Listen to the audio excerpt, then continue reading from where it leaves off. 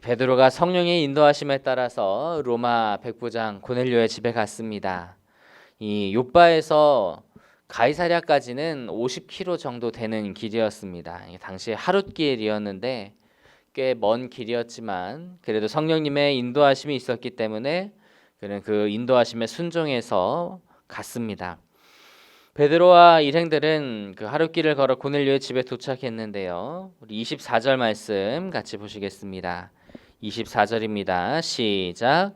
이튿날 가이사랴에 들어가니 그의 친척과 가까운 친구들을 모아 기다리더니 베드로가 가이사랴로 오는 동안에 고넬료는 그의 친척들과 그리고 또 가까운 친구들을 모아서 베드로를 기다리고 있었습니다.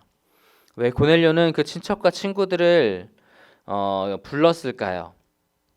베드로가 오게 되면 이제 베드로를 통해서 하나님의 말씀을 들을 텐데 이제 그 복되고 귀한 말씀을 그 주변 친척과 친구들과 함께 듣기를 원했던 거예요. 그래서 함께 모여 있는데 이제 베드로가 들어오니까 고넬료가 모두가 깜짝 놀랄 만한 그런 행동을 하게 됩니다. 우리 본문 25절 말씀을 보실까요? 25절입니다. 시작.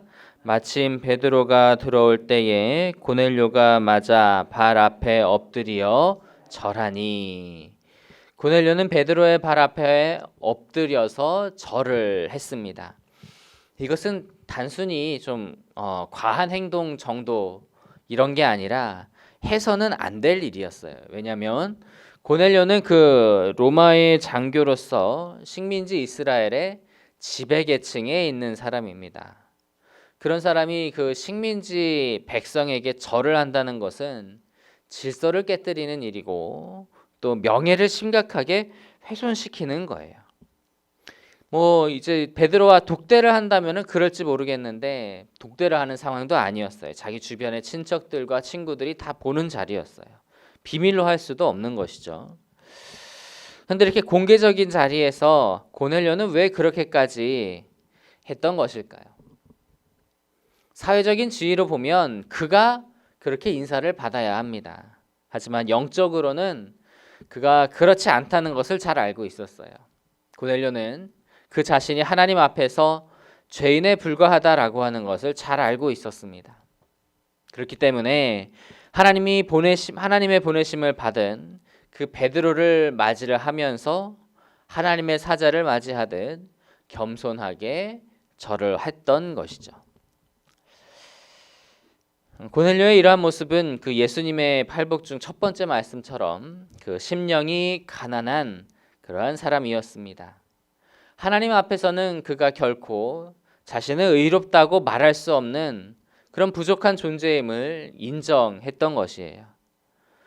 그래서 이제 고넬료는 베드로를 통해 하나님의 복음을 전해 듣고 하나님의 나라를 상속받는 하나님의 자녀가 될 수 있었습니다. 우리 또한 겸손한 사람이 되어야 할 줄로 믿습니다. 우리는 누구 앞에서 그렇게 으스대거나 누구 앞에서 자기를 높일 그럴 만한 그러한 형편이 되지 못합니다. 왜냐하면 하나님 앞에서 우리는 한없이 부족한 사람들이기 때문에 그래요. 그리고 하나님 앞에서는 나와 그리고 저 사람은 뭐 사회적으로는 어떠한 환경이라 할지라도 영적으로는 크게 다를 바가 없는 그러한 사람들입니다. 그것을 안다면 다른 사람 앞에서 우리는 으스대거나 내 것을 자랑하고 내 것을 높일 수가 없는 것입니다. 그래 하나님 앞에서 나의 모습을 겸손하게 볼 수 있는 우리가 되어야 할 줄로 믿습니다. 그리고 그 겸손함으로 또한 살아갈 수 있는 저 여러분 다 되시기를 주님의 이름으로 축복합니다. 베드로는 고넬료를 절하고 있는 고넬료를 얼른 일으킨 뒤에 그에게 자초지종을 묻습니다. 우리 본문 28절과 29절을 같이 읽겠습니다. 28절, 29절입니다. 시작. 이르되 유대인으로서 이방인과 교제하며 하나님께서 내게 지시하사 아무도 속되다 하거나 깨끗하지 않다 하지 말라 하시기로 부름을 사양하지 아니하고 왔노라. 묻노니 무슨 일로 나를 불렀느냐.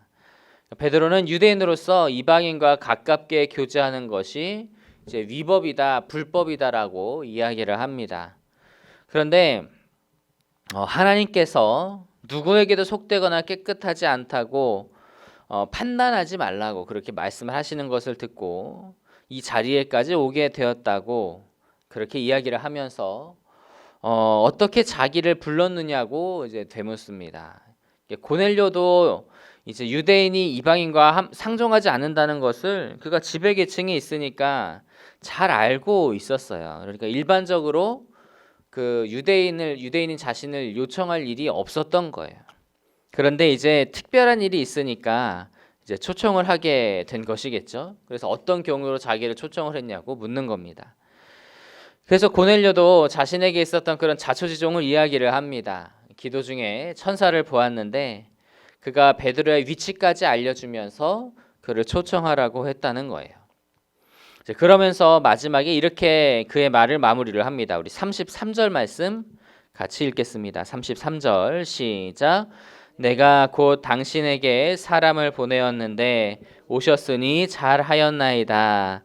이제 우리는 주께서 당신에게 명하신 모든 것을 듣고자 하여 다 하나님 앞에 있나이다.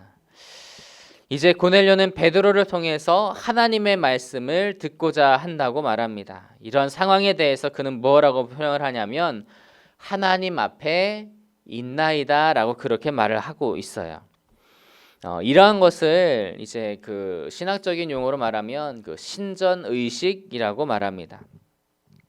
고넬료는 베드로의 앞에 있었어요. 베드로 앞에 있었지만 하나님께서 그를 보내셨고 하나님께서 그와 함께 하신다는 것을 믿었기 때문에 그의 입술을 통해서 나오는 말씀이 하나님의 말씀이다라고 그렇게 생각을 했다는 것이고 하나님 앞에 있다고 그렇게 생각을 했다는 겁니다. 이런 분명한 신전 의식이 있다면 우리에게 주어지는 그러한 상황 가운데서 우리가 하나님의 뜻을 들을 수가 있습니다. 그것이 우리가 말씀을 묵상하는 때이든 말씀을 선포하는 것을 들을 때이든 아니면 우리가 상황과 환경 속에서 하나님의 인도하심을 받을 때이든지 우리가 신전의식, 그 하나님 앞에 있다라고 하는 생각이 있으면 그 모든 것들이 하나님께서 나에게 주시는 말씀이고 하나님께서 나를 인도하시는 손길이라고 우리가 알 수 있어요.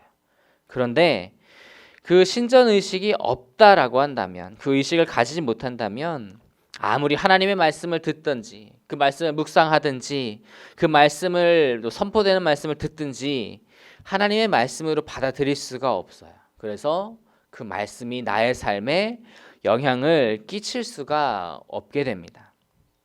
그 유대의 종교 지도자들만 해도 그렇습니다. 그들은요 하나님의 아들을 보았어요.